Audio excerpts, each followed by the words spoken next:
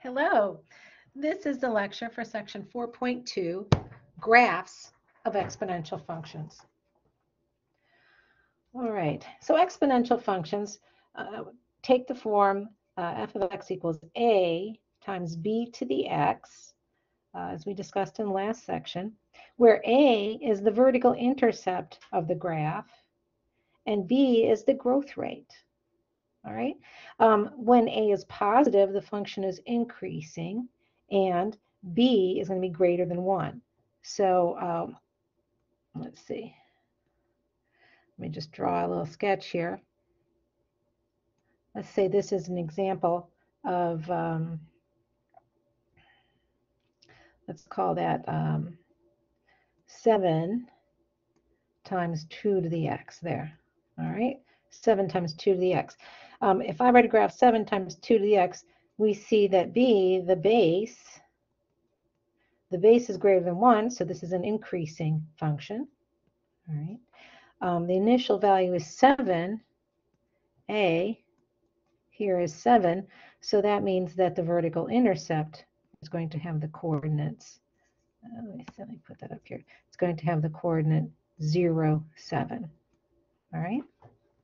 Now, if b is between 0 and 1, then it's a decreasing function.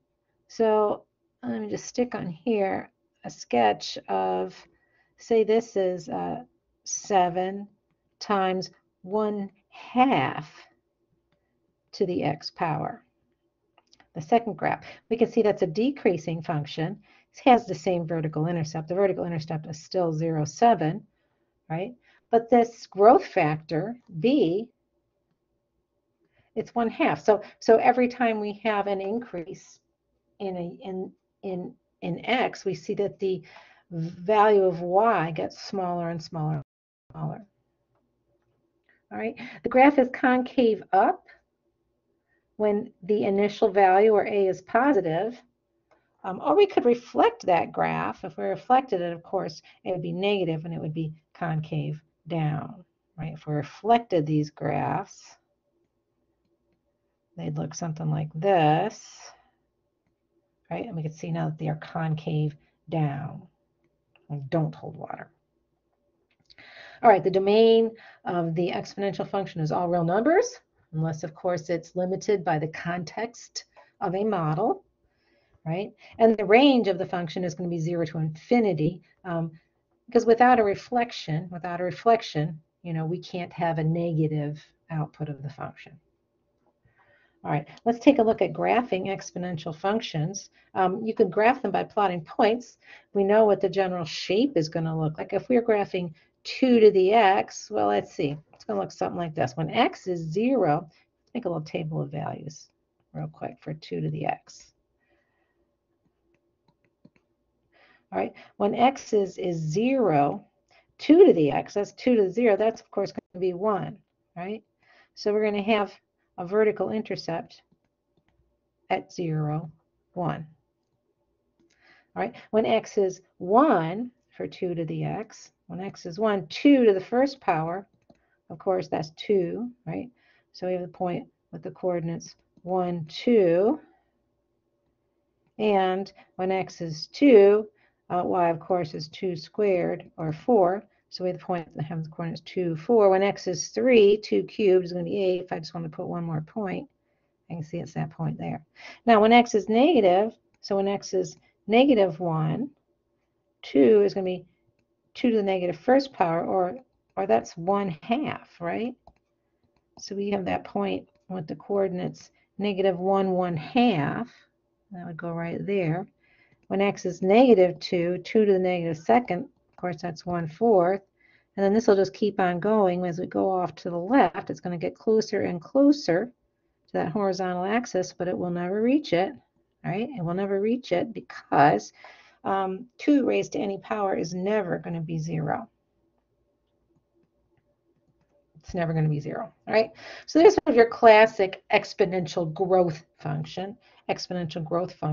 What would happen if I would multiply that entire function by 2? Well, all I'm really doing is a vertical stretch on that, right? So that means all the y coordinates get multiplied by 2. right?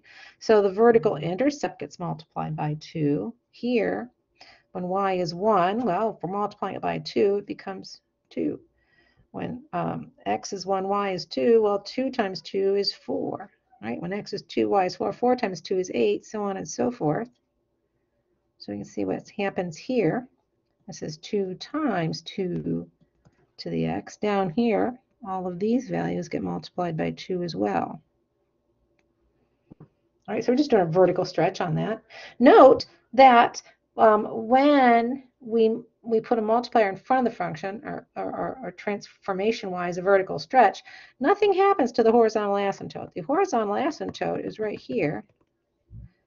It's right here at y equals 0. Nothing's going to happen to that, right? But we do see that the vertical intercept changes. All right. Now let's see. Let's compare 2 times 2 to the x with 2 times 1/2 to the x. If we graph 2 times 1/2 to the x, look at that. The base is between 0 and 1, so that's going to mean we've got a decreasing function, right? If we make a table of values and plot those,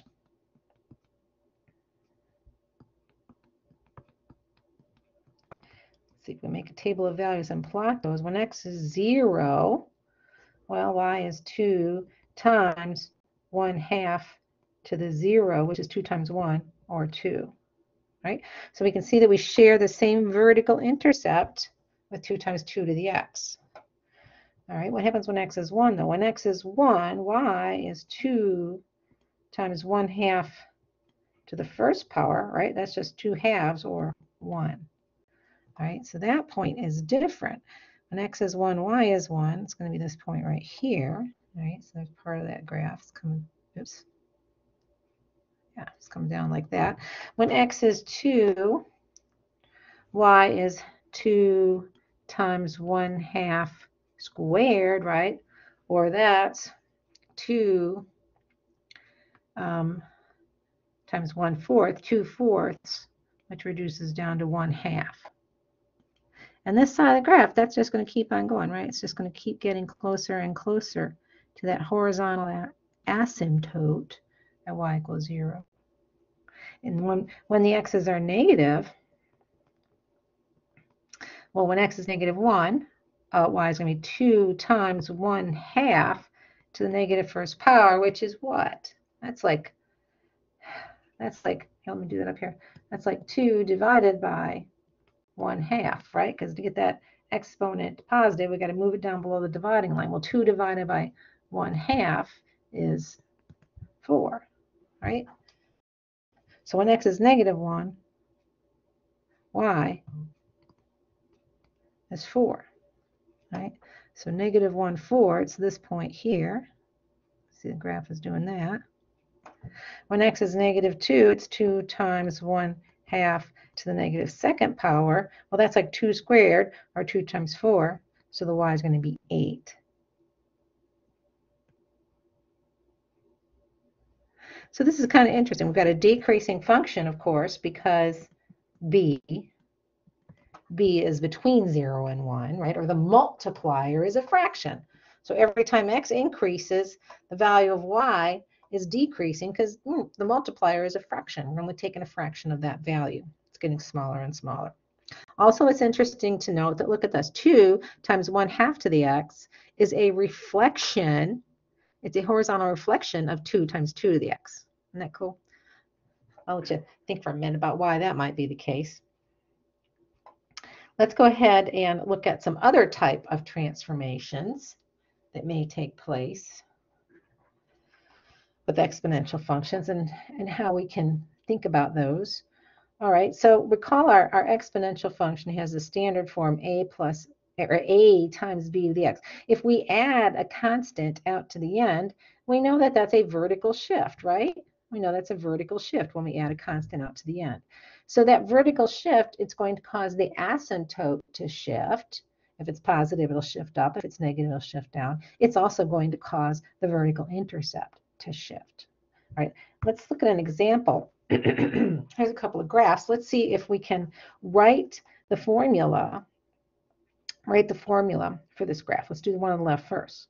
All right, first thing we want to do, let's put our form up here. Our standard form is going to look like this. F of x equals ab to the x, and there might be a shift, so we'll say plus c. All right. We aren't going to deal with shift lefts and shift right. We can always just accommodate that, with this vertical transformation. And with exponential functions, it's just not something that typically would happen. All right, so we're only going to be working about, or excuse me, we're only going to be worrying about about vertical shifts, right, and vertical stretches and shrinks. All right, so there's the standard form that we're looking for. The first, excuse me, the first thing we want to do is to take a look at where that horizontal asymptote is. That's going to always be our starting point because we can see what our vertical shift is going to be. All right, so for this guy, it looks like that asymptote got shifted up 3 units to y equal 3. Excuse me. So we can write part of our function here. The function is going to be a, and actually we know what b is because we're being told by this question that these are transformations of 2 to the x. Excuse me, my allergies are awful right now. So I can now partially write this function. It's going to be a times 2 to the x. And since it has that vertical shift up 3, I can say that's plus 3. All right, now I just have to try and figure out what that a is. Well, is that a going to be positive or negative? It looks like we've got a vertical reflection going on, right? So it's going to be a negative value, just an observation. The easiest way to find that, in fact, the way I want you to find that, is to use the vertical intercept. The coordinates of this vertical intercept are 0, 2, right? So the x is 0, the y is 2. This point satisfies this equation. So I can substitute the value for x and the value for y into this equation and then solve for a. Right? F of x, well, that's just function notation for y. So we're going to say 2 equals a times 2 to the x. We're going to substitute 0 in, plus 3. Do you see why I like to use that vertical intercept to find a? Because the vertical intercept is always going to have an x coordinate of 0, right? And anything to the 0 power is going to be 1. It just makes a nice, easy calculation. All right. So if we subtract that 3 from both sides, right, then we can see that -1 equals a times 1, right? Or we can just say that a is equal to -1, right? So we can write this equation now. It's going to be f of x equals -1, or negative, right, 2 to the x plus 3. All right. Does it make sense? Let's put 2 to the x in there without any transformations. It's going to look something like that. Well, we can see the blue graph is a vertical reflection of the dotted line graph, right? So that makes sense, that it's a negative sticking out front there. Okay, and we can also see some points are being shifted, right? Some points are being shifted, and it looks like up 3 is how that shift is happening. All right, let's try it again. Look at this guy over here. Where's the asymptote? Well, the horizontal asymptote is right here at y equal -2. Right, so I know it's just being shifted down 2. So I can say f of x is equal to a times 2 to the x minus 2. All right, let's try that vertical intercept. That works so nice for us. The vertical intercept has the coordinate 0, 1. Substitute that in for x and y, and we'll be able to solve for a. All right, so 1 equals a times 2 to the 0 minus 2. Okay, add that 2 to both sides. 3 equals a times 1, so a here is going to be 3. Our equation then is f of x equals 3 times 2 to the x minus 2. Okay? Let's look at, so in this example, we knew what the base was. It was 2. What if we don't know the base? What if we have a graph like these two, have absolutely no idea what the base is? Well, we can still figure that out. We can still use that same method. We're just going to have to substitute 2 points in, right? Start with that horizontal asymptote. There it is up there for this first one. Okay, so that one's been, it's y equal 5. So that's been shifted up 5, right? So let's see, we've got f of x equals a, and we don't know it's 2. We don't know the bases anymore, so we'll just say b to the x, but we do know that it's plus 5. All right. Now, if we put that vertical asymptote, if we substitute that in, as the coordinate 0, 3, right? It's going to make that b to the, it's going to become b to 0. That's going to just be 1 and go away. So we'll still be able to use this to solve for a. All right, so f of x is the 3, that's the y, equals a b to the 0 plus 5. Okay, if we subtract 5 from both sides, we get that negative 2 is going to be equal to the a. Good thing it's negative, that's correct, right? Because look, we've got a reflection going on. All right, so now what do I have so far?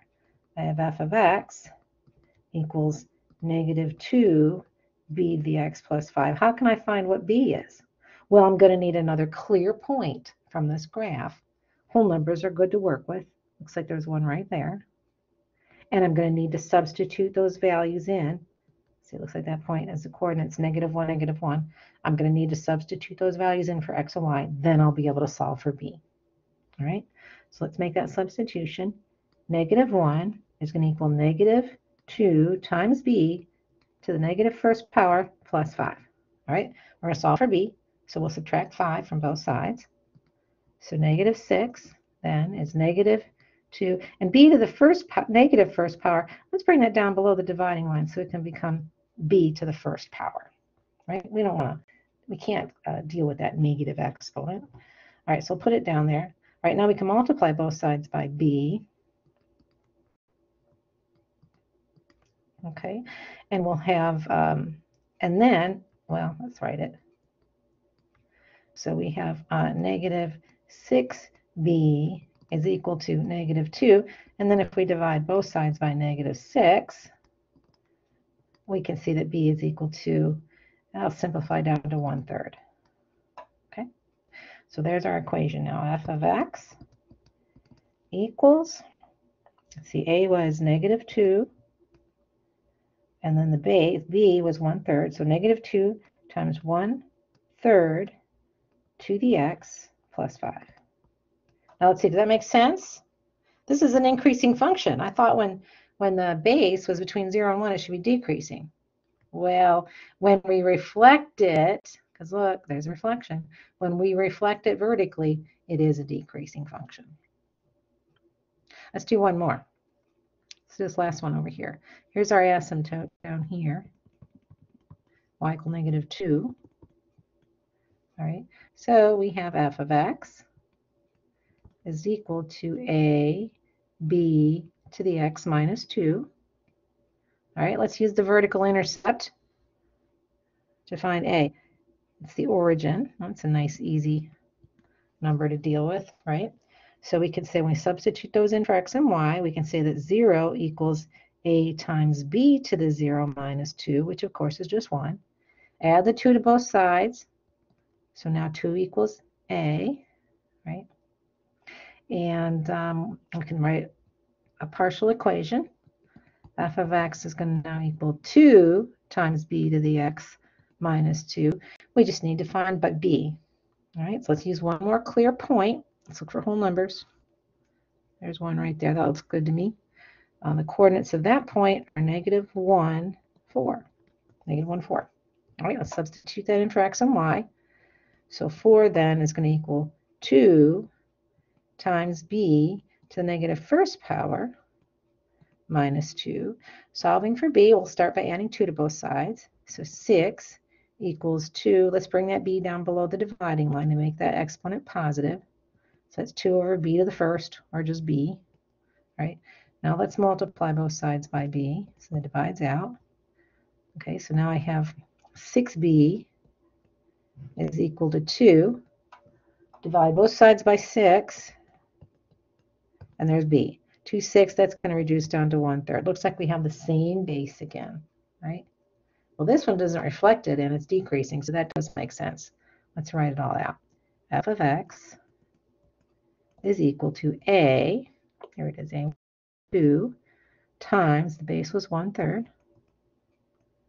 to the x power, and then minus 2. Right? That ends the lecture for section 4.2, graphs of exponential functions.